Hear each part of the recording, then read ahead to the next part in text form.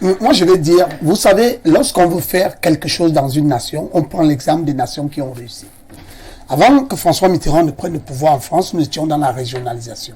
Oui. François Mitterrand est arrivé parce qu'il avait le pouvoir, il avait le Parlement, il avait les outils, il a amené la décentralisation pour écarter la régionalisation. Mais malheureusement, pour certains fédérateurs communautaires, ils n'ont pas le pouvoir, ils n'ont pas de parole, mais il se trouve qu'ils sont dans leur chambre et ils se disent que moi, Fomongota, je suis au pouvoir et je vais faire ce qu'eux ils veulent. Une vision portée dans une nation appartient à celui qui a le pouvoir. Nous sommes en pleine décentralisation qui n'a pas 2 ans au Cameroun, parce qu'elle a été élue en 2020. Nous n'avons même pas 2 ans pour expérimenter la chose. La décentralisation dans la loi au Cameroun, c'est depuis 1996. Non, monsieur, vous ne comprenez pas. Quand on dit l'implémentation constitutionnelle fait 2020, ne regardez pas la loi, on dit qu'aujourd'hui, un président de région peut se dire je suis président de région et la constitution le protège. Dans le passé, qui pouvait le dire? Alors, nous devons comprendre quelque chose. Si le Cameroun était un pays gouverné par les humeurs, je vous jure que Paul Biya aurait déjà changé toutes les formes d'État. Mais on ne gouverne pas des humeurs. Un chef d'État a sa vision. Tel a échoué et que la nation et l'histoire le reconnaissent comme un échec et non les populations. Pourquoi? Parce qu'on ne gouverne pas parce que tel a dit, quand on s'engage à gouverner un pays, c'est un concept ce soir. C'est-à-dire que c'est pourquoi on vous dit élection présidentielle au suffrage universel. C'est-à-dire que c'est un homme face à la nation, c'est un homme qui désavoue son destin. Il dit, je m'engage sur cette voie. Et si son destin lui trompe ou quoi que ce soit, il assume ces faits-là. Mais ce n'est pas un dicton du quartier, parce que un pays constitutionnel a ce qu'on appelle un parlement où on vote les lois et les réformes.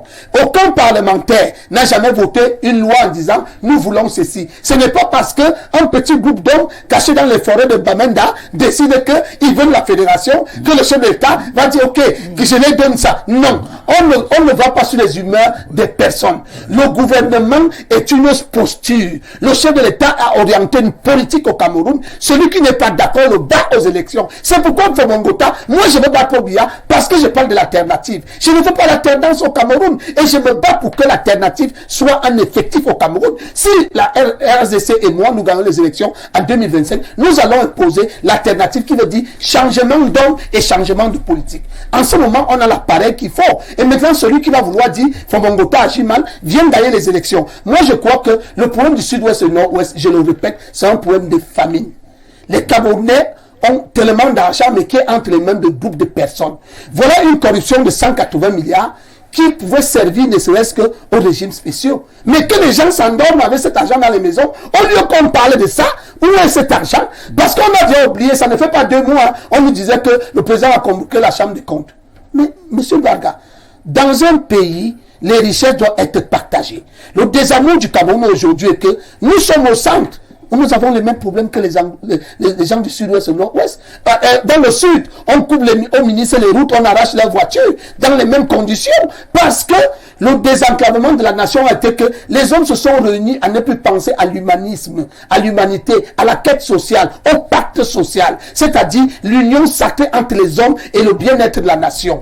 On ne peut pas avoir de quoi manger et que les gens ne mangent pas parce que c'est une volonté d'un groupe de personnes où chacun construit une maison à l'extrémité du mont Fébé. Ils sont tous maintenant sur les pierres. Ils habitent que sur les pierres pour regarder le bas du pays. Mais ils oublient une chose, le bien-être de la nation est que quand les populations se soignent, se nourrissent, dorment bien, sont bien logés, il n'y a pas de problème. L'Afrique n'est pas encore au ciel de l'Occident. Il y a d'autres choses. Nous avons les minima sociaux qui nous manquent. Et aujourd'hui, je crois que le président Paul Biya doit comprendre que si demain matin il se lève, il dit j'applique les régimes spéciaux avec le financement, je vous jure que les enfants sortent de la forêt. Parce que c'est un problème de manger. Les gens dans le nord-ouest et le sud-ouest ne mangent plus bien. Même le héros aurait pu manger à Yaoundé aujourd'hui que dans le nord-ouest et le sud-ouest. Nous devons penser à cela, monsieur Mbarga. Ce n'est pas au niveau niveau des formes d'État, la forme d'État ne se décrète pas. Je dis bien que tout le monde qui veut apporter sa forme d'État, que ceux qui veulent le fédéralisme communautaire, que ceux qui veulent le fédéralisme, la régionalisation, gagner les élections et apporter-nous ça sur la table. Vous aurez les manettes, on ne sera qu'en train de le vivre. Si ça marche bien, on dirait que vous avez été plus fort que Paul Biya. Mais pour l'instant,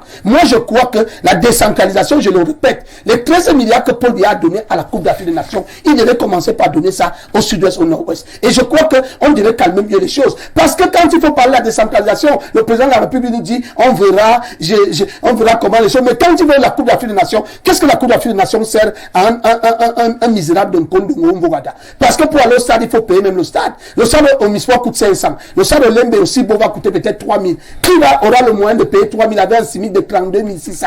Monsieur Mbarga, regardez les efforts. On demande à Paul Biya de donner la nourriture aux populations. Paul Biya arrête de faire les grandes infrastructures, arrête de faire. On commence par soigner le peuple. Nous souffrons du paludisme depuis 100 ans. Qui a soigné le paludisme? On nous construit les stades à des milliards, alors qu'on mettait des plateaux techniques dans les hôpitaux. Je soigne des Camerounais. Qui a soigné l'insuffisance rénale? On veut nous organiser les Coupes d'Afrique des Nations. La Coupe d'Afrique des Nations nous sert à quoi? Ça va donner quoi au Cameroun? Nous avons organisé 72. Avec tant d'argent, on n'a pas perdu. Et on est parti où après? Avec tout cela, on dit à Paul Biya, le sport n'est plus un moyen de victoire présidentielle. Le sport est mort. Ce qu'il veut aujourd'hui, c'est que le peuple du Nord-Ouest doit manger, celui du centre, celui du Sud-Ouest, celui de l'extrême Nord. Laissez les Camerounais manger de leur bien. Il est inacceptable qu'on meure de faim dans un pays où on peut tout le monde vivre. Comment Paul Biya peut accepter que lui qui n'a jamais rien payé au Cameroun, Paul Biya était étudiant, il n'a rien payé. Paul Biya est fonctionnaire, il n'a jamais rien payé. Mais il connaît que les Camerounais sont 36 000 francs CFA pour vivre le mois. Est-ce que Paul Biya sait que les chambres à Yaoundé coûtent 50 000 francs? Voilà les vrais problèmes de la société. Arrêtez de parler. Les anglophones ont faim. Monsieur Mbarga, je demande à Paul Biya, mettez 100 milliards sur la table. Je vais au sud-ouest, au nord-ouest. Je sors tous les enfants de la forêt parce que je vais les partager le bien du Cameroun. Merci Jean-Marie Fomogota.